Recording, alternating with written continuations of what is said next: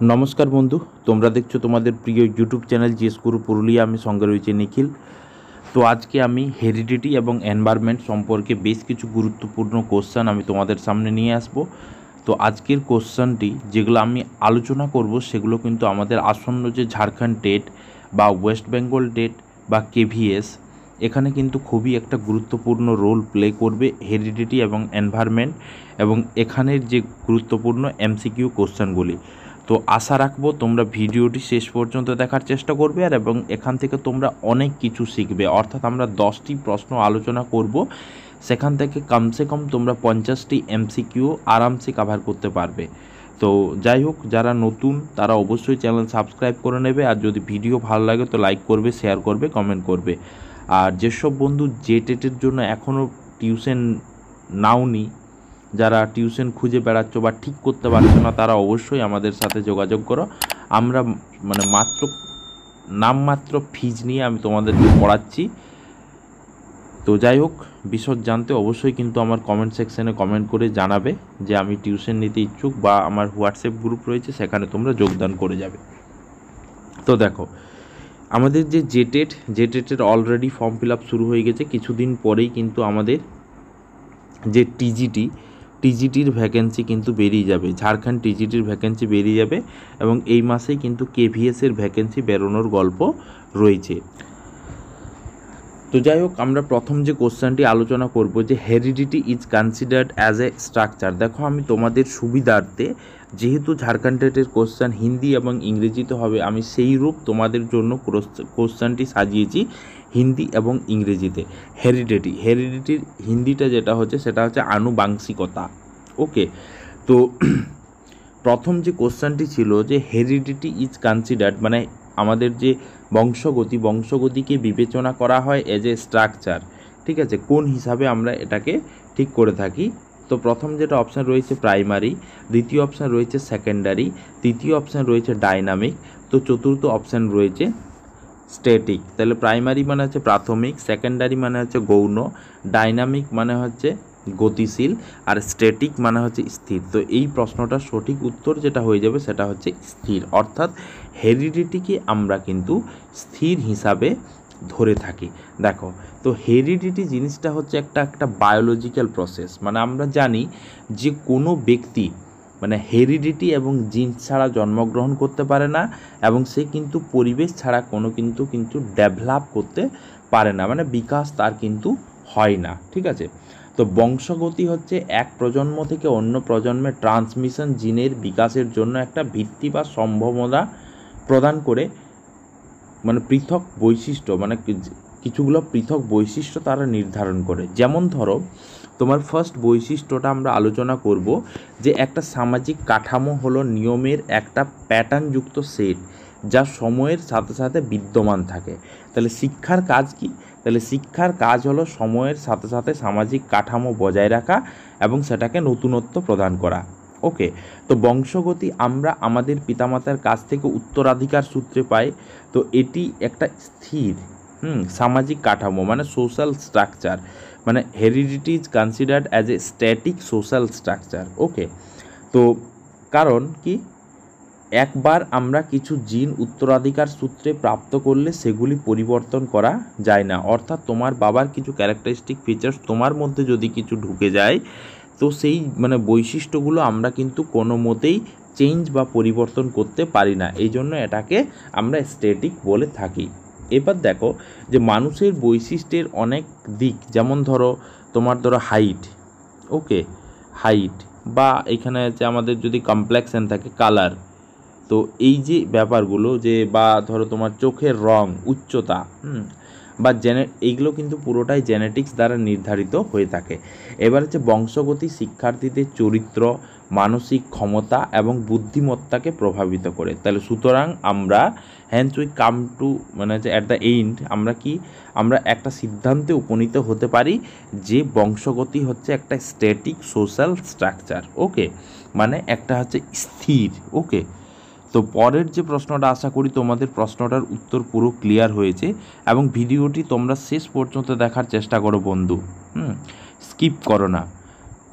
Next যে প্রশ্নটা রয়েছে যে হিউম্যান পার্সোনালিটি কিন্তু আমাদের কি বলছে দেখো, যে এই পার্সোনালিটি আমাদের যে হেরিডিটি এবং এনভায়রনমেন্ট আমাদের পার্সোনালিটি ডেভেলপমেন্টের ক্ষেত্রে এবং আমাদের যে ইন্ডিভিজুয়াল কোয়ালিটিজ ডেভেলপমেন্টের ক্ষেত্রে অনেক বেশি কার্যকরী।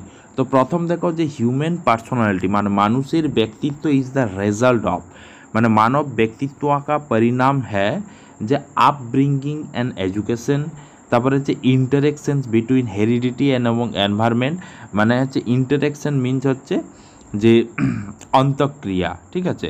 তো অন্তঃক্রিয়া মিনস হচ্ছে মিথস্ক্রিয়া বলতে পারো, যে বংশগতি এবং পরিবেশের মিথস্ক্রিয়া। কারণ আমি প্রথমেই তোমাদেরকে বললাম যে মানুষের পার্সোনালিটি বা ব্যক্তিত্ব তৈরি করতে কিন্তু হেরিডিটি এবং পরিবেশ দারুণভাবে সাহায্য করে থাকে আমাদের, ঠিক আছে। এরপর দেখো পরের যে প্রশ্ন, শুধুমাত্র এনভায়রনমেন্ট না শুধুমাত্র হেরিডিটি। তো এই যে প্রশ্নটা, এই প্রশ্নটার সঠিক উত্তর যেটা হয়ে যাবে সেটা হচ্ছে ইন্টারেকশন বিটুইন হেরিডিটি এবং এনভায়রনমেন্ট।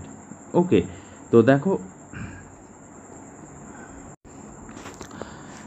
ব্যক্তিত্ব হলো একজন নিজের এবং অন্যের প্রতি তার আচরণের সামগ্রিকতা, ঠিক আছে। তো এটি ব্যক্তির অবচেতন এবং অচেতন আচরণে ছড়িয়ে পড়ে, এবং ব্যক্তিত্ব মানে আমাদের পার্সোনালিটির মধ্যে ব্যক্তি তার শারীরিক, মানসিক, সামাজিক, আধ্যাত্মিক এই সম্পর্কে মানে এইগুলো সব কিছুই তার মধ্যে কিন্তু ইনক্লুড রয়েছে। এটি একজন ব্যক্তির চরিত্রের বিভিন্ন দিক নির্দেশ করে, যেমন ব্যক্তির আগ্রহ, ঠিক আছে, যেমন ব্যক্তির আগ্রহ, যেমন ব্যক্তির আচরণ, যেমন ব্যক্তির জ্ঞান, এগুলো সবগুলোই কিন্তু নির্দেশ করে। তো দেখো এটা আমি কি বললাম যে এটা হচ্ছে আমাদের হেরিডিটি এবং এনভায়রনমেন্ট অর্থাৎ বংশগতি এবং পরিবেশ, এই দুটোর হচ্ছে মিথস্ক্রিয়া, ঠিক আছে, মানে রিলেটেড, মানে দুটো ছাড়া মানুষের ব্যক্তিত্ব বিকাশ সম্ভব নয়। তো সমস্ত মানসিক এবং সামাজিক বৈশিষ্ট্যের ওপর পরিবেশের ওপর নির্ভর করে। তাহলে আমরা এর আগের চ্যাপ্টার পড়েছিলাম বৃদ্ধি এবং বিকাশ, গ্রোথ অ্যান্ড ডেভেলপমেন্ট। বৃদ্ধি হচ্ছে কি বলতো, বৃদ্ধি হচ্ছে বেড়ে যাওয়া, মোটামুটি 22 থেকে 25 বছর পর্যন্ত একটা সার্টেন এজ পর্যন্ত তুমি বাড়বে, কিন্তু বিকাশ হচ্ছে আজীবন টিল ডেথ পর্যন্ত। তাহলে বৃদ্ধি এবং বিকাশের জন্য সমস্ত সম্ভাব্য যে ইনপুটগুলো আমরা দিচ্ছি এগুলো সবগুলোই কিন্তু হেরিডিটি বা বংশগতির ওপর নির্ভর করে। আর বংশগতি হচ্ছে আইকিউর ওপর সীমাবদ্ধতা রাখে এবং পরিবেশে মানে এই সীমার মধ্যে আইকিউ সংখ্যাসূচক অবস্থান করে। তাহলে এখান থেকে আমরা একটা জায়গায় আসতে পারি যে বংশগতি এবং পরিবেশের মিথস্ক্রিয়ার ফলেই কিন্তু আমাদের মানুষের ব্যক্তিত্বের বিকাশ ঘটে, ঠিক আছে। পরের যে প্রশ্ন আমরা আলোচনা করব তোমাদের সামনে, যে একটা বইটার নাম হচ্ছে হেরিডিটারি জেনিয়াস। এই বইটির লেখককে, ঠিক আছে। দেখো এইখানে হচ্ছে কাটেল, তারপরে হচ্ছে টারমান, তারপরে হচ্ছে গাল্টন, তারপরে হচ্ছে পিয়ারসন, এই চারটা লেখক রয়েছে। দেখো তো এই চারজনের মধ্যে কে এই বইটি লিখেছে যে হেরিডিটারি জেনিয়াস। দেখো তাহলে এর সঠিক উত্তর যেটা হয়ে যাবে সেটা হচ্ছে গাল্টন। দেখো তো গ্যালটন সম্পর্কে আমরা একটু জেনে নিই, কারণ আমাদের সুবিধা হবে আরও এই ধরনের যদি কোনো কোশ্চেন থাকে। তাহলে গ্যালটন হচ্ছে ডিফারেন্সিয়াল সাইকোলজিক্যাল মানে কী বলতো, যে ডিফারেন্সিয়াল সাইকোলজি এই মানে যে থিওরি, এই থিওরির প্রতিষ্ঠা, ঠিক আছে, প্রতিষ্ঠাতা বলতে পারো, যে ডিফারেন্সিয়াল সাইকোলজি এই থিওরির প্রতিষ্ঠাতা। তো যা সাধারণ বৈশিষ্ট্যের পরিবর্তে মানুষের মধ্যে মানসিক পার্থক্য নিয়ে নিজেকে উদ্বিগ্ন করে। তো তার এই প্রভাবশালী যে থিওরিটা মানে অধ্যয়ন হেরিডিটারি মানে জিনিয়াস, ঠিক আছে, হেরিডিটারি জেনিয়াস, যেটা হচ্ছে 1869 সালে প্রকাশিত হয়েছিল এই বইটি। তো এখানে কিন্তু বৌদ্ধিক ক্ষমতার ওপর বংশগতির প্রভাব অনুসন্ধানের প্রথম পদ্ধতিগত প্রয়াস এবং পার্থক্য বর্ণনা করার জন্য একটা বেল আকৃতির সাধারণ বন্টন। তারপরে তিনি কিন্তু আমাদের যে ভুল ভ্রান্তি, এই জন্য এটাকে বলা হয় ভুল ভ্রান্তির আইন, ঠিক আছে। পরে কিন্তু গ্যালটন কি করেছেন যে অভিন্ন একটা যমজ মানে আমাদের যে টুইন বেবিজ বলে, ঠিক আছে, তো এই টুইন বেবিকে ভ্রাতৃত্বপূর্ণ যমজের সাথে তুলনা করেছেন। প্রকৃতিকে লালন পালন থেকে মুক্ত ব্যবহারের জন্য যমজ অধ্যয়নের যে ব্যবহারের পরামর্শ তিনি কিন্তু দিয়েছিলেন। ঠিক আছে, তো হেরিডিটারি জিনিয়াস এই বইটির লেখক হচ্ছে গ্যালটন, যিনি কিন্তু ডিফারেন্সিয়াল সাইকোলজি এই তত্ত্বটার প্রতিষ্ঠাতা। ঠিক আছে, যার এই বইটি 1869 সালে প্রকাশিত হয়েছিল। পরের যে প্রশ্নটা আমরা আলোচনা করব যে environment is an external force which influences us, মানে হচ্ছে দেখো পরিবেশ হচ্ছে আমাদের এক্সটার্নাল একটা ফোর্স, ইন্টারনাল নয়। কিন্তু ইন্টারনাল কোনটা? তাহলে এখানে দুটো তোমার প্রশ্ন অলরেডি ক্লিয়ার হয়ে গেল। দেখো আমাদের যে হেরিডিটারি কি বললাম, যে একটা বায়োলজিক্যাল প্রসেস, অর্থাৎ আমরা আমাদের যারা উত্তরসূরি পূর্বসূরি ছিল, তো পূর্বসূরির কিছু ফিচার্স নিয়ে আমরা জন্মগ্রহণ করেছি এবং আমাদের কিছু ফিচার্স নিয়ে আমাদের যারা উত্তরসূরি আসবে তারা জন্মগ্রহণ করবে। তাহলে এটা হচ্ছে একটা ইন্টারনাল প্রসেস ফোর্স, আর এনভায়রনমেন্ট সেটা হচ্ছে এক্সটার্নাল, অর্থাৎ তোমার কেমন ডেভেলপ হবে সেটা কিন্তু পুরোটাই এনভায়রনমেন্টের ওপরে ডিপেন্ড করে। ঠিক আছে, তো দেখো এখানে যে এই যে কথাটি যে environment is an external force which influences us, এটা কে বলেছেন? ঠিক আছে, হু সেড দিস? উডওয়ার্ড, রস, তারপরে আছে আনাস্তাসি, নান অফ দিজ। তাহলে হচ্ছে উডওয়ার্ড, রস, আনাস্তাসি আর নান অফ দিজ। তাহলে কে বলেছে গল্পটা? তো এই গল্পটা বলেছেন যিনি, তিনি হচ্ছেন বিজ্ঞানী রস। ঠিক আছে, তো তার উক্তি হচ্ছে সাইকোলজিস্ট রস, এর উক্তি হচ্ছে environment is an external force which influences us. তো দেখো এখানে যে পরিবেশ বলতে আমরা কি বুঝাই? পরিবেশ বলতে আমি যেখানে থাকি তার চারপাশটায় যা যে কিছু আছে, গাড়ি ঘোড়া, হাতি ঘোড়া, যে বাঘ ছাগল, বন জঙ্গল, ঘর বাড়ি, মানুষজন, স্কুল কলেজ, সবটাই হচ্ছে পরিবেশ। তো এটি স্থান এবং সময়ের একটা নির্দিষ্ট বিন্দুতে মানুষকে ঘিরে থাকা মোট যে কন্ডিশন সেটাকে বোঝায়। তো এখানে যে পরিবেশকে বিভিন্ন লোকের দ্বারা বিভিন্ন যে কোণ থেকে দেখা যায় বা তারা সেটাকে ডিফাইন করে বিভিন্ন দিক থেকে। তো এইখানে যে ইজে যে তিনি কি বলেছেন যে পরিবেশ একটা যে বাহ্যিক শক্তি যেটা আমাদেরকে প্রভাবিত করে। তাহলে এটি এমন একটা পরিস্থিতিতে বোঝায় যেখানে একজন ব্যক্তি বাস করে, শিশুর তাৎক্ষণিক পরিবেশ তাদের ব্যক্তিত্ব এবং বুদ্ধিমত্তাকে ব্যাপকভাবে প্রভাবিত করে। তাহলে পরিবেশ হলো অবিলম্বে একটা বস্তুকে ঘিরে থাকা এবং তার উপর প্রভাব ফেলে। তাহলে পরিবেশে এমন কিছু যে বস্তু রয়েছে যাকে ঘিরে ফেলে এবং সরাসরি তার উপর প্রভাব ফেলে। ঠিক আছে, এবং পরিবেশ সম্পর্কে বিভিন্ন লোক বিভিন্ন উক্তি দিয়েছেন, যেগুলো আমরা পরবর্তী ভিডিওতে যখন আমরা ডিটেলস আলোচনা করব তখন আমরা জেনে নেব। পরের যে প্রশ্নটা রয়েছে যে which of the following is not the law of heredity. ঠিক আছে, তাহলে নিম্নলিখিত কোনটি হচ্ছে বংশগতির আইন নয়? ঠিক আছে, তো এখানে হচ্ছে সিমিলারিটি, ভেরিয়েশন, রিগ্রেশন আর মোটিভেশন।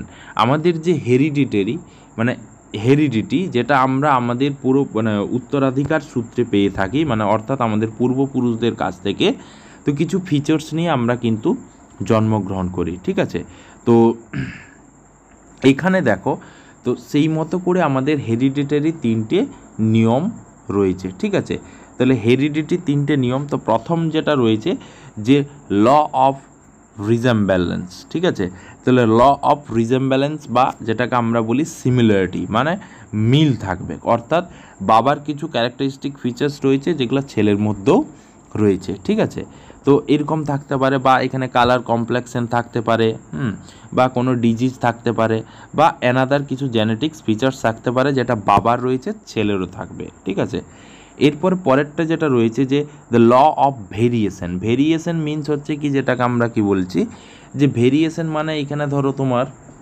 কেমন টাইপ হতে পারে। তো দেখো এখানে যে ভেরিয়েশন থেকে তোমরা কিন্তু একটা টার্ম মনে রাখতে পারো যে ভ্যারাইটি। মনে করো ধরো বাবা এবং মা দুজনেই ইন্টেলিজেন্ট, কিন্তু তাদের যে ছেলেটা সেটা কিন্তু অকাল কুষ্মান্ডু হয়ে গেল, অর্থাৎ আলাদা একটা ক্যারেক্টারিস্টিক ফিচার্স তৈরি হয়ে গেলো, বাবা মায়ের বা বাবার কোনো জনেরই কিন্তু সে বৈশিষ্ট্যটা নিল না। ঠিক আছে, তো তো এই যে ব্যাপারটা মানে একটা ভ্যারাইটি মানে ক্যারেক্টারিস্টিক্স মানে হচ্ছে সাম কিছু কিছু যে হতে পারে যে কিছু কিছু সিমিলারিটিস রয়েছে কিন্তু পুরোটা নিল না, ঠিক আছে। তো এইটার নামে হচ্ছে দ্য ল অফ ভেরিয়েশন, ঠিক আছে। যেমন ধরো তোমার যে এখানে কিন্তু যে আমাদের যে ফার্স্ট ল বা আমাদের এটা কিন্তু সম্পূর্ণ আলাদা একটা বিপরীত টাইপের হচ্ছে যে ভিন্নতাকা নিয়ম মানে the law of variation, variety থাকবে কিন্তু এখানে।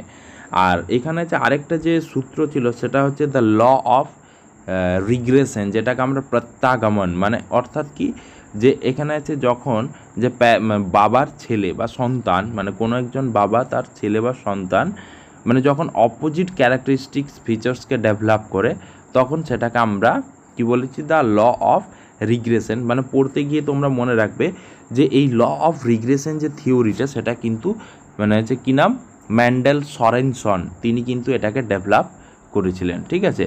তো ধরো এখানে আছে সেই ব্যাপারটাই যে আমি প্রথমেই বললাম যে এখানে কিছু বাবার স্ট্রং ইন্টেলিজেন্স রয়েছে, বা এখানে কিন্তু ছেলের আইকিউটা অনেক কম থাকবে, ঠিক আছে। বা এখানে কিন্তু যে তোমার ছেলে কিন্তু প্রচুর মানে গিফটেড মানে প্রচুর বুদ্ধি, যেখানে কিন্তু তার বাবা মা সেই মানে বুদ্ধিটা নিতে পারেনি, ঠিক আছে। বা মানে অতটা ইন্টেলিজেন্স নয়, তার বাবা মা পড়াশোনা করতে পারেনি কিন্তু তার ছেলে প্রচুর ভালো পড়াশোনা করে থাকে। তো এইটা হচ্ছে দ্য ল অফ রিগ্রেশন। তো এখান থেকে আমাদের প্রমাণিত যে আমাদের যে মোটিভেশন যে ব্যাপারটা মানে যে অভিপ্রেরণ, এই মোটিভেশনটা কিন্তু আমাদের ল অফ হেরিডিটির সূত্র নয়, মানে হচ্ছে ওকে। তাহলে হচ্ছে এর মানে হচ্ছে কোনোটার মধ্যে পড়ে না। তাহলে আমাদের তিনটা, একটা হচ্ছে ল অফ রিজেম্বলেন্স বা সিমিলারিটি, একটা হচ্ছে ভেরিয়েশন, আর একটা হচ্ছে রিগ্রেশন। পরের যে কোশ্চেনটি আমরা আলোচনা করব সেই কোশ্চেনটা দেখো হচ্ছে heredity plays most important role in the, তাহলে হেরিডিটি কোন ক্ষেত্রে গুরুত্বপূর্ণ ভূমিকা পালন করে থাকে দেখো। তাহলে এখানে হচ্ছে ইমোশনাল ডেভেলপমেন্ট, আমাদের বালকের যে ভাবনাত্মক যে ডেভেলপমেন্ট বিকাশ তার ক্ষেত্রে, সোশ্যাল ডেভেলপমেন্ট বাচ্চাদের সামাজিক বিকাশের ক্ষেত্রে মানে বংশগতি গুরুত্বপূর্ণ ভূমিকা পালন করে, physical development of the child বাচ্চাদের শারীরিক বিকাশের ক্ষেত্রে, বাচ্চাদের কালচারাল ডেভেলপমেন্টের ক্ষেত্রে বেশ গুরুত্বপূর্ণ ভূমিকা পালন করে, ঠিক আছে। তো এখানে বেশ কিছু ফ্যাক্টরস রয়েছে যেগুলো আমাদের কিন্তু ইনফ্লুয়েন্স করে, যেমন ধরো ফিজিক্যাল ফ্যাক্টরস, ওকে। তাহলে যেমন ধরো তো দেখো এইখানে হচ্ছে যে ডেভেলপমেন্ট যে ব্যাপারটা, যে ডেভেলপমেন্ট গ্রোথ অ্যান্ড ডেভেলপমেন্ট চ্যাপ্টারটাই তোমাদের এই জিনিসটা পুরো ক্লিয়ার হয়ে যাবে।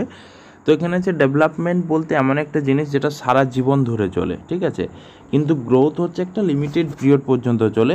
তো এই যে প্রশ্নটা heredity plays most important role in the physical development of a child, মানে কোনো একটা বাচ্চার শারীরিক বিকাশের ক্ষেত্রে গুরুত্বপূর্ণ ভূমিকা পালন করে থাকে।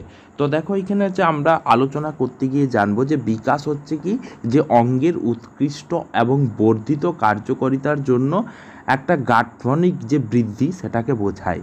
তো এটি হলো বংশগতি এবং পরিবেশ, এই দুটোর মিথস্ক্রিয়ার উপাদান, ঠিক আছে। তো বংশগতি বলতে আমরা প্রথমেই আলোচনা করেছিলাম যেটা আমরা বাবা বা মায়ের বা আমাদের যেটা মানে পূর্বপুরুষ ছিল তাদের থেকে আমরা উত্তরাধিকার সূত্রে পেয়ে থাকি, ঠিক আছে। মানে তাদের থেকে মানে যে তাদের সন্তানের মানে কাছে মানে পৌঁছে যাওয়া একটা জিনিস, সেটা হচ্ছে আমাদের বংশগতি। তো এটা মানে সবচেয়ে গুরুত্বপূর্ণ ব্যক্তিত্ব নির্ধারক, যেটা নির্ধারণ করে যে আমরা কতদূর যেতে পারি। তো এটি একজন ব্যক্তির জিনগত গঠন যেটা গর্ভধারণের সময় প্রতিষ্ঠিত হয়ে থাকে। তো এটা হচ্ছে জৈব প্রাণীর সম্পত্তি যার দ্বারা বংশধরদের মানে হচ্ছে প্রকৃতি এবং পিতামাতা বা পূর্বপুরুষদের বৈশিষ্ট্য রয়েছে। তাহলে যে আমাদের যে শারীরিক বিকাশ বা যেটাকে আমরা ফিজিক্যাল ডেভেলপমেন্ট বলছি, তো এমন একটা প্রক্রিয়া যেটা মানুষের শৈশবকাল থেকে শুরু হয়, মানে ইন দ্য মানে একেবারে গর্ভাবস্থা থেকেই শুরু হচ্ছে, ঠিক আছে। তো এবং স্কুল এবং যে সূক্ষ্ম বা মোটর, যেটাকে আমরা মোটর স্কিল বলি, ঠিক আছে। তো এর পাশাপাশি বয়স সন্ধিক্ষণের দিকে কিন্তু মনোনিবেশ করে কৈশোর পর্যন্ত চলতে থাকে। তো এখান থেকে আমাদের জানতে হবে যে জিনিসগুলো, যে এখানে আমি কি বললাম যে শারীরিক বিকাশে বংশগতি কিন্তু একটা গুরুত্বপূর্ণ ভূমিকা পালন করে থাকে। যেমন ধরো চোখ, চুল, ত্বক, উচ্চতা, এগুলো সবগুলোই কিন্তু বংশগতির দ্বারা নির্ধারিত হয়ে থাকে।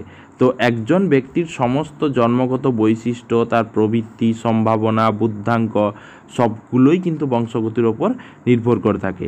তাহলে বৃদ্ধি এবং বিকাশের জন্য সমস্ত সম্ভাব্য ইনপুটগুলোও কিন্তু বংশগতির উপর নির্ধারণ করে থাকে। তাহলে তোমরা এখান থেকে উদাহরণ হিসাবে জানতে পারবে। দেখো একটা এক্সাম্পল যদি আমরা দিই, যদি ধরো একটা শিশুর বাবা মা উভয়ই উচ্চতা কম, তাহলে স্বাভাবিকভাবে শিশুটার উচ্চতা কম হওয়ার সম্ভাবনা থাকে প্রায় 100%। এবার ব্যতিক্রম যেটা হচ্ছে, যেটা বললাম যে ল অফ রিগ্রেশন, সেটা কিন্তু আলাদা গল্প হতে পারে। তাহলে সুতরাং এখান থেকে আমরা একটা জিনিসে আসতে পারি বা পৌঁছাতে পারি, তো সেটা হচ্ছে কি, যে শিশুর শারীরিক বিকাশ ক্ষেত্রে বংশগতি কিন্তু গুরুত্বপূর্ণ ভূমিকা পালন করে থাকে। পরের যে প্রশ্ন আমরা আলোচনা করব, যে which of the following statements about the role of heredity and environment in human development is correct. তাহলে আমরা এতক্ষণ আলোচনা করলাম যে মানুষের যে হিউম্যান ডেভেলপমেন্ট রয়েছে, তো এই হিউম্যান ডেভেলপমেন্টে কিন্তু আমাদের বংশগতি একটা গুরুত্বপূর্ণ রোল প্লে করছে, আমরা এতক্ষণ আলোচনা করলাম। তো এখানে আমরা আলোচনা করব যে এখানে যে 4টা স্টেটমেন্ট দেওয়া রয়েছে, যে কোন স্টেটমেন্টটা কিন্তু কারেক্ট আমাদের যে হেরিডিটির ক্ষেত্রে।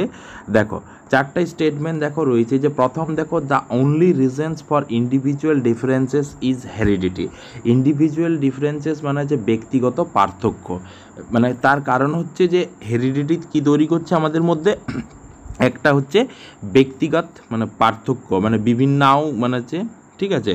তারপরে হচ্ছে environmental influences totally shape the development of a human. তারপরে হচ্ছে নাইদার হেরিডিটি নর এনভায়রনমেন্ট ইনফ্লুয়েন্স হিউম্যান ডেভেলপমেন্ট, যে এখানে বলছে হেরিডিটি বা এনভায়রনমেন্ট কোনোটাই কিন্তু ইনফ্লুয়েন্স করে না মানব বিকাশের ক্ষেত্রে। তারপরে হচ্ছে heredity and environment both influence human development in complex interplay. তো এক্ষেত্রে আমরা যে জিনিসটা যে উত্তর করব, সেটা হচ্ছে যে কোন জিনিসটা আমাদের সবচেয়ে গুরুত্বপূর্ণ, বা প্রশ্ন হচ্ছে যে সবচেয়ে যে কোন জিনিসটা গুরুত্বপূর্ণ, ঠিক আছে। তো এই প্রশ্নের উত্তর দেখো, তোমরা একটা জিনিস মনে রাখবে, যেগুলো হচ্ছে বড় কোশ্চেন বড় উত্তর, সেটাই হচ্ছে সঠিক অ্যান্সার। তো এখানে আছে তার সঠিক অ্যান্সার হচ্ছে যে heredity and environment both influence human development in a complex interplay, ঠিক আছে। তো এই প্রশ্নের সঠিক উত্তর হয়ে যাবে 4 নাম্বার। তো দেখো এই যে প্রশ্নটা আমি বললাম যে heredity and environment both influence human development in a complex interplay, তাহলে মানব বিকাশকে প্রভাবিত করতে হ্যাঁ, ঠিক আছে। তো এদের পারস্পরিক ক্রিয়া কিন্তু হেরিডিটি এবং এনভায়রনমেন্ট, এই দুটোর পারস্পরিক ক্রিয়া মানুষের বিকাশকে দারুণভাবে প্রভাবিত করে। তাহলে বংশগতি এবং পরিবেশ এমন একটা উপাদান যা একজন ব্যক্তির ব্যক্তিত্বের বিকাশ নির্ধারণে গুরুত্বপূর্ণ ভূমিকা পালন করে। তাহলে একজন মানুষ কিভাবে বিকশিত হবে তা নির্ভর করে পরিবেশের ওপর, কিন্তু একজন মানুষ কতদূর বিকশিত হতে পারবে, একজন মানুষ যে বিকাশ হবে সেটা নির্ভর করে, সেটা হচ্ছে পরিবেশের উপর, কিন্তু সে কতদূর যেতে পারবে সেটা নির্ভর করে পুরো কিন্তু হেরিডিটির ওপরে। তাহলে প্রতিটি ব্যক্তির আচরণ এবং ব্যক্তিত্বের আলাদা প্যাটার্ন রয়েছে, বংশগতি এবং পরিবেশের প্রভাবে যে এই পার্থক্য আমরা কিন্তু লক্ষ্য করি বা দেখতে পাই। তাহলে বংশগতি এবং পরিবেশ ব্যক্তির ব্যক্তিত্ব এবং অন্যান্য যে সব গুণাবলী রয়েছে, কোয়ালিটিজ রয়েছে, এগুলো বিকাশের ক্ষেত্রে গুরুত্বপূর্ণ ভূমিকা পালন করে। তাহলে জীবনের প্রথম দিকের মুহূর্ত থেকে বংশগতি, পরিবেশের মিথস্ক্রিয়া, শিশু কারা বা তারা কারা হবে, এসব গঠনে গঠন করতে কাজ করে। তাহলে যদিও একটা শিশু তার পিতামাতার কাছ থেকে উত্তরাধিকার সূত্রে যা পাওয়ার পেয়ে গেল, অর্থাৎ কিছু জেনেটিক্স কোয়ালিটিস কিন্তু পেয়ে গেল সে তার বাবা মায়ের কাছ থেকে, তো এটা কিন্তু বিকাশের জন্য একটা রোডম্যাপ তৈরি করতে পারে। যে কোন পথে গেলে তোমার কিন্তু ডেভেলপ হবে, ঠিক আছে। তো তবে পরিবেশ কিভাবে এই নির্দেশাবলী প্রকাশ, আকার বা ঘটনাকে নীরব করা হয় সেটা কিন্তু প্রভাবিত করে। আর শিশুর বিকাশ বোঝার জন্য যে জৈবিক প্রভাবগুলি রয়েছে এগুলোর দিকে আমাদের একটা নজর দিতে হবে, যেগুলো কিন্তু খুবই গুরুত্বপূর্ণ, যা শিশুর বিকাশকে রূপ দিতে সাহায্য করে এবং কিভাবে যেসব এক্সপিরিয়েন্স রয়েছে, অভিজ্ঞতা রয়েছে, তো এই অভিজ্ঞতাগুলি জেনেটিক্সের সাথে যোগাযোগ করে এবং কিছু জেনেটিক্স ব্যাধি যা শিশুর মনস্তত্ত্ব বা বিকাশের ওপর প্রভাব ফেলতে পারে। আর এখানে আমি দুটো জিনিস বললাম, একটা হচ্ছে বংশগতি আর একটা হচ্ছে পরিবেশ। তো এই বংশগতি এবং পরিবেশের যে জটিল মিথস্ক্রিয়া, অর্থাৎ তাদের যে কম্বিনেশন, হ্যাঁ, ইন্টারেকশন যেটাকে বলছি, শুধুমাত্র নির্দিষ্ট মুহূর্তে বা নির্দিষ্ট সময়ে ঘটে না, বরং এটা হচ্ছে একটা স্থায়ী বা আজীবন থাকে। সুতরাং এখান থেকে আমরা একটা জিনিসই বলতে পারি যে বংশগতি এবং পরিবেশ এই দুটাই একটা জটিলতায় মানুষের যে বিকাশ, সেই বিকাশকে প্রভাবিত করে। পরের যে 8 নম্বর কোশ্চেন আমরা আলোচনা করব, দেখো তাহলে হচ্ছে what is wrong about heredity in the following statement. আমাদের বংশগতি সম্পর্কে যে নিম্নলিখিত 4টা উক্তির মধ্যে কোন উক্তিটা ভুল। দেখো তাহলে এখানে 4টা অপশান দেওয়া রয়েছে, যে হেরিডিটি ডিটারমাইন্স হচ্ছে the sex of a child, বংশগতি বাচ্চাটার যে লিঙ্গ কী হবে সেটা নির্ধারণ করে। কিন্তু আমাদের তো যে কোনো নার্সিংহোম বা যে কোনো ডায়াগনস্টিক সেন্টারে লেখাই রয়েছে যে sex determination is a criminal offence, ঠিক আছে, আমাদের ভারতের সংবিধানে সেটা বলেই দেওয়া রয়েছে। তারপরে হচ্ছে it contribute significantly towards physical constitutions. তারপরে হচ্ছে it continues towards the birth of twins, এটা হচ্ছে জুড়ুয়া বালককে जन्म में योगदान देती है। नो इट इंक्लूड्स की करे এটা interest, attitude, likes, dislikes, emotional state of mind, এটা আমাদের ঠিক করে। তাহলে হচ্ছে যার মধ্যে কি থাকবে, যে রুচি, অভিবৃত্তি, পছন্দ, না পছন্দ, তো এই জিনিসগুলো কিন্তু আমাদের থাকবে, ঠিক আছে। তো এই যে প্রশ্নটা আমাদের যেটা রয়েছে যে what is wrong about heredity in following statement, এই 4টা উক্তির মধ্যে কোন উক্তিটা হেরিডিটি বা বংশগতি প্রসঙ্গে ভুল। তাহলে এই বংশগতি প্রসঙ্গে এটা ভুল। এটা যদি পরিবেশের ক্ষেত্রে হতো, কারণ আমাদের যে পছন্দ অপছন্দ সেটা আমরা পরিবেশ থেকে শিখব। আমাদের যে দৃষ্টি ভঙ্গি, অ্যাটিটিউড রয়েছে সেটা আমরা কোথা থেকে শিখব, সেটাও কিন্তু আমরা পরিবেশ থেকে শিখব। আমাদের যে কোন জিনিসটার প্রতি ইন্টারেস্ট সেটাও কিন্তু আমরা পরিবেশ থেকে শিখতে পারি। আমাদের যদি কোনো ইমোশনাল অ্যাটাচমেন্ট থাকে সেটাও কিন্তু আমরা পরিবেশ থেকে শিখতে পারি, ঠিক আছে। তো এক্ষেত্রে আমরা যে জিনিসগুলো করতে পারি না সেটা হচ্ছে কি, যে এখানে যে তোমার ধরো যে জিনিসগুলো, এই যে সেক্স নির্ধারণ, যে ছেলে বা মেয়ে, এটা কিন্তু সেই আমাদের যে ক্রোমোজোম রয়েছে XY বা XX এর উপর বেস করে আমাদের কিন্তু হয়ে থাকে। তারপরে এখানে আমাদের যে এটা হচ্ছে যে যেহেতু হেরিডিটি, আমি প্রথমেই বললাম যে হেরিডিটি আমাদের ফিজিক্যাল ডেভেলপমেন্টের ক্ষেত্রে প্রচুর কাজে লাগে, বা এখানে আছে জুড়ুয়া বাচ্চা, তার ক্ষেত্রেও কিন্তু কাজে লাগে। তো এক্ষেত্রে এই যে আমাদের যে ধরো কোনো জিনিসের প্রতি মন, দৃষ্টিভঙ্গি, আমাদের পছন্দ অপছন্দ, আমাদের যে ইমোশনাল অ্যাটাচমেন্ট রয়েছে, এই জিনিসগুলো পুরোটাই কিন্তু পরিবেশের ওপরে নির্ভর করে। এখানে কিন্তু এটা কোনো মতেই এটা কিন্তু হেরিডিটির ওপরে নির্ভর করে না, ঠিক আছে। কারণ এখানে আমি প্রথমেই বলেছিলাম যে বেশ কিছু বৈশিষ্ট্য রয়েছে যেগুলো কিন্তু আমরা জন্মসূত্রেই বাবা মায়ের কাছ থেকে পেয়ে থাকছি, ঠিক আছে। দেখো তাহলে এই প্রশ্নের সঠিক উত্তর যেটা হয়ে গেল সেটা হচ্ছে অপশান ডি।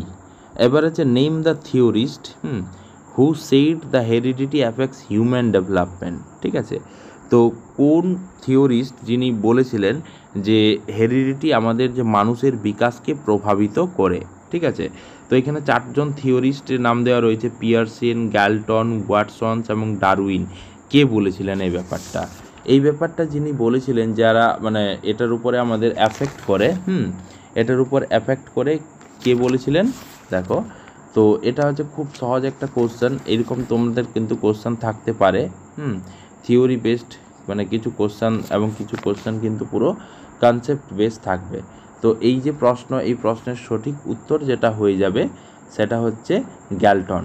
আমরা গ্যালটনের একটু আগেই গ্যালটন সম্পর্কে আলোচনা করলাম, যিনি কিন্তু হেরিডিটারি জেনিয়াস যে বইটি, সেই বইটি লিখেছেন। ঠিক আছে, আমরা হেরিডিটি সম্পর্কে আরও 4-5টা কোশ্চেন আলোচনা করব, যেগুলো খুবই কিন্তু গুরুত্বপূর্ণ। আজকে আমরা 10টা কোশ্চেন নিয়ে তোমাদের সামনে আলোচনা করছি, তার মধ্যে এটা হচ্ছে 9 নম্বর কোশ্চেন। তাহলে এই যে প্রশ্নটা আমরা হেরিডিটি সম্পর্কে পড়তে গিয়ে প্রথমেই বললাম যে গ্যালটন হচ্ছে ডিফারেন্সিয়াল সাইকোলজি এই তত্ত্বের প্রতিষ্ঠাতা। ঠিক আছে, তো যেটা কিন্তু আমাদের কি বললাম যে হেরিডিটি আমাদের মানুষের বিকাশকে প্রভাবিত করে। দেখো, আমি প্রথমেই বলেছিলাম যে বিকাশ কার দ্বারা সম্ভব? আমাদের কিন্তু মানুষের বেশ কিছু ক্যারেক্টারিস্টিক্স, মানে ধরো কোনো ব্যক্তিই এই পৃথিবীতে কোনো ব্যক্তিই হেরিডিটি এবং জিন ছাড়া জন্মগ্রহণ করতে পারে না। বংশগতি এবং জিন এই দুটো জিনিস নিয়েই তারা কিন্তু জন্মগ্রহণ করে থাকে। ঠিক আছে, কিন্তু আমাদের যে ডেভেলপমেন্ট, সেই ডেভেলপমেন্ট কিন্তু পরিবেশের ওপর নির্ভর করেই হয়। কারণ আমরা জানি কি যে আমাদের তো দু ধরনের পরিবেশ রয়েছে, একটা হচ্ছে সোশ্যাল, একটা হচ্ছে ন্যাচারাল। তো এই ডেভেলপমেন্টটা তোমার পরিবেশ কেমন হবে সেই মতো করেই তোমার কিন্তু বিকাশ হয়ে থাকবে। তো এই যে থিওরিটা যিনি কি বলেছেন যে হেরিডিটি অ্যাফেক্টস হিউম্যান ডেভেলপমেন্ট, সেটা বলেছিলেন কি গ্যালটন। ঠিক আছে, এই প্রশ্নের সঠিক উত্তর হয়ে গেল কি গ্যালটন। পরের যে প্রশ্ন রয়েছে, লাস্ট অ্যান্ড ফাইনাল কোয়েশ্চেন, যে the various aspect such as language, বিভিন্ন বিষয় রয়েছে পাহেলিও।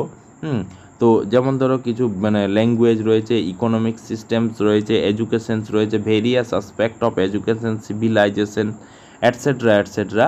এগুলোকে আমরা একসাথে কি বলবো? আর কালেকটিভলি কল্ড অ্যাজ, এগুলোকে আমরা একসাথে কি বলবো?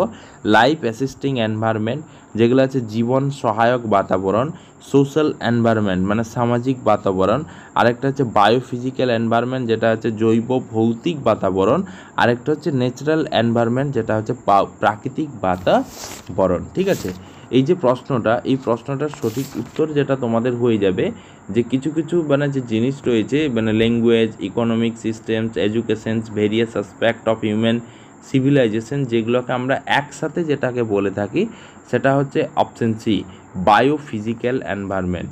যার সঠিক উত্তর যেটা হয়ে যাবে সেটা হচ্ছে বায়োফিজিক্যাল হচ্ছে এনভায়রনমেন্ট। ঠিক আছে,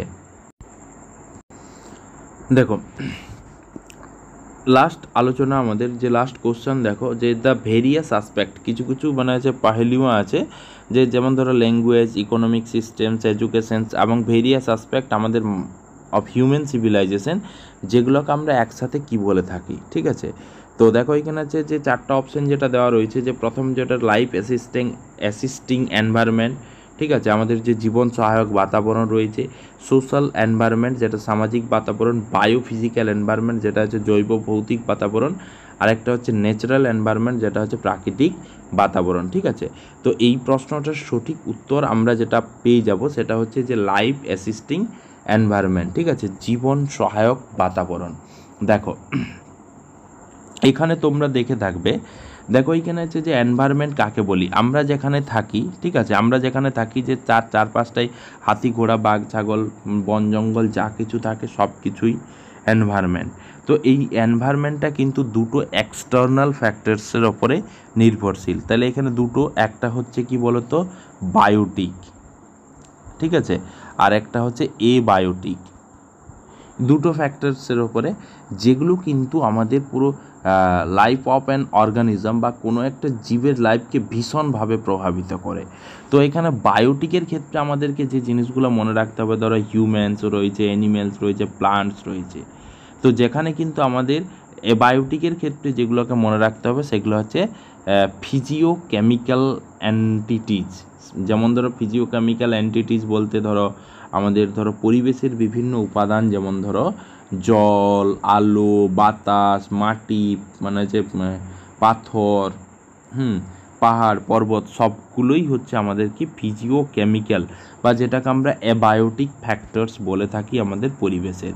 তো দেখো এই যে জিনিসগুলো আমাদের দুটো পড়লাম, একটা হচ্ছে কি বলতো, যে একটা হচ্ছে আমরা প্রথমেই পড়লাম, দেখো যে একটা হচ্ছে বায়োটিক আর একটা হচ্ছে এবায়োটিক। তো দেখো এখানে আছে এবায়োটিক, তো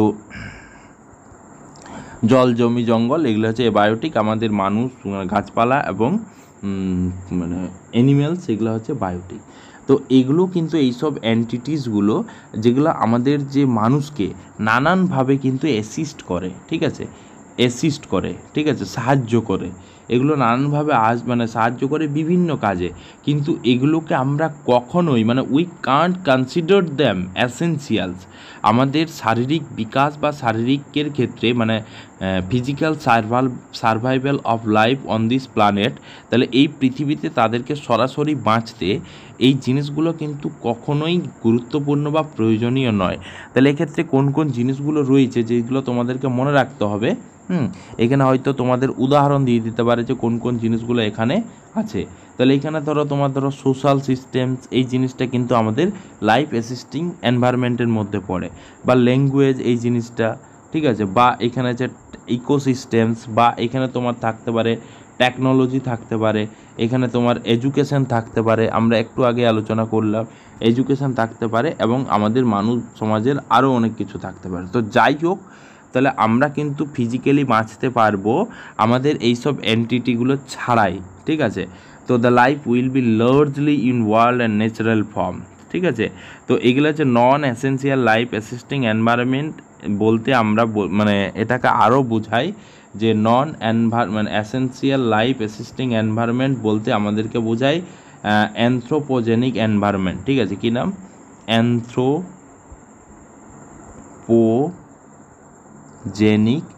এনভায়রনমেন্ট আমরা এটাকে বলে থাকি, ঠিক আছে। অথবা এটাকে বলা হয় সোশ্যাল এনভায়রনমেন্ট বলা হয়, বা এটাকে আমাদের ম্যানমেড এনভায়রনমেন্ট বলা হয়, বা এটাকে আমাদের বিল্ড এনভায়রনমেন্ট বলা হয়ে থাকে। তো যাই হোক, আশা করি আজকে আমরা হেরিডিটি এবং বংশগতি সম্পর্কে 10টি কোশ্চেন তোমাদের সাথে আলোচনা করলাম। আশা করি তোমাদের ভিডিওটি ভালো লেগেছে, এবং এই ধরনের নিত্য নতুন ভিডিও পেতে আজকে আমাদের যে সিডিপির পার্ট 2 ভিডিও দেওয়া হলো, এরপর পার্ট 3 আমরা অন্য একটা চ্যাপ্টারকে নিয়ে আলোচনা করব। Thank you. তো তার জন্য কিন্তু পরের ভিডিওটা পাওয়ার জন্য অবশ্যই কিন্তু টুডুলুং করে পাশে থাকা বেল আইকনটি বাজিয়ে একটু সাবস্ক্রাইবটা করে নিও বন্ধু, ঠিক আছে, কারণ নাহলে পরের ভিডিওটা দেখতে তোমার ভীষণ অসুবিধা হবে।